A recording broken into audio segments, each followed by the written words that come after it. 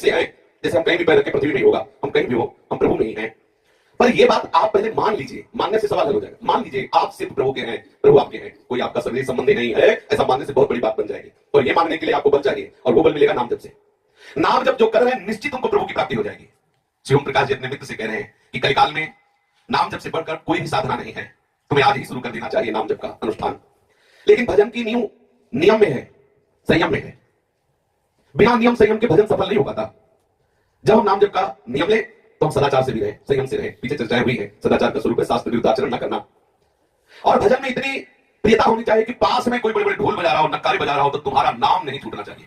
इतना इतना आपको नाम जप करना है, ऐसे नाम जप में प्रीता, और ये करना ही पड़ेगा। अपने लोगों की बड़ी मानसिक स्थिति कमजोर है। अगर बगल वाले कमरे से आवाज आती है तो भजन बंद, केवल इस बात का मनन होना शुरू हो जाता है कि अब क्या करें, इससे कैसे निपटें, आवाज कैसे बंद करें, जबकि गलत चिंतन है। हमें उसी समय मंत्र में या नाम में इतना तन्मय होना है कि उसकी आवाज से बढ़कर अंदर की आवाज हो जाए। ऐसा होता है, अभ्यास करके देखना।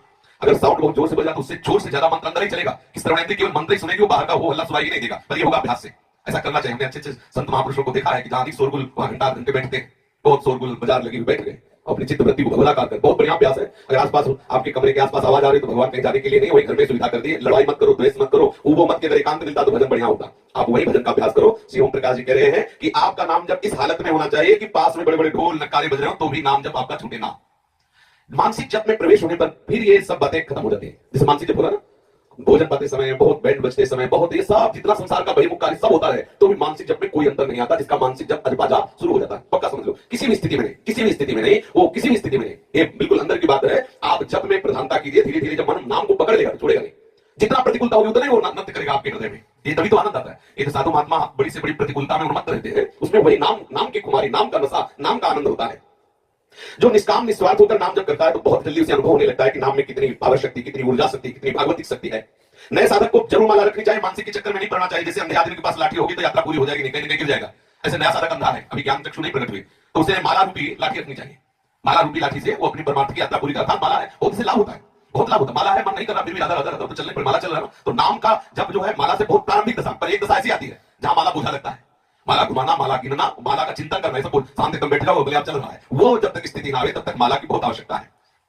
दो बातें हैं, साधक को सदैव समीप रखनी चाहिए, माला और अपने इष्ट की तस्वीर, मतलब चित्र, छवि, छोटी सी छवि। तो नहीं मन लगा फिर थोड़ी सी देख लो, आसक्ति हो जाएगी, देख लेना ऐसा करके, बिल्कुल आसक्ति हो जाएगी। एक अपने आराध्य देव की जो कीर्तनिया बाबा आते थे ना, वो छाती में पहने रहते थे, वो तो दिखाई नहीं दे। जब देखा तो वो छाती में उनके आराध्य की छवि विराजमान थी। और देखो भजनानंदी संत कैसे गुप्त रूप से अपने आराध्य की तस्वीर और माला। शर्माने की जरूरत नहीं है कि लोग क्या कहेंगे। देखो ये जो बैठ गया है कि लोग क्या कहेंगे, हमने जीवन में देखा है कि लोग तो कहेंगे ही कहेंगे, सच्ची बात। जब एकांत में जीवन विरक्ति से, भिक्षावृत्ति से, तब कहते थे कि कान के ऊपर से मार्किन लगा ली, मांग के खाता, कमरे में पड़ा रहता है, लोग समाज के काम में नहीं आता, पता नहीं अपने क्या सोचता है। ये कान में हमारे सामने हमको बोला गया। और जब आज सामाजिक समाज है, बोले अब तो भजन वजन तो नहीं, बस वैसे ठोकर जाता रहता है। अब आप इसमें चयन करके बताओ कि चले तो कहां चले। तो कथा में आता है कि एक बार कोई जवान पुरुष और उसका बूढ़ा पिता दोनों एक घोड़ा लेके चले, तो बूढ़े को घोड़े पे बैठा दिया, जवान पैदल चल रहा था। तो लोगों ने कहा कि ये बूढ़ा तेरी बुद्धि खराब है, लड़का पैदल चल रहा है, तू घोड़े में बैठा है। बोले बाबा हमें बैठ जाने तो, लोग कह रहे हैं। बाबा को नीचे उतार के आगे, वो घोड़े पे बैठ गया। आगे लोग बोले तो कितना बुरा जमाना आ गया, बुढ़ा पैदल चल रहा, जवान घोड़े में बैठा। बोले बाबा दोनों बैठ जाते हैं, दोनों बैठ गए। बोले हरामे का घोड़ा मिला होगा, दोनों चढ़े हो, तुम्हें थोड़ी भी दया ले। बोले बाबा दोनों उतर जाते, दोनों उतर। बोले यार कितने बेवकूफ घोड़ा खाली जा रहा है पैदल। अब बोलो घोड़े अलग करे तो कहते हैं। संसार का स्वरूप यह है कि तुम अपनी मस्ती में रहो, इसके ये क्या बोलता है देख लीजिए, ये बोलेगा।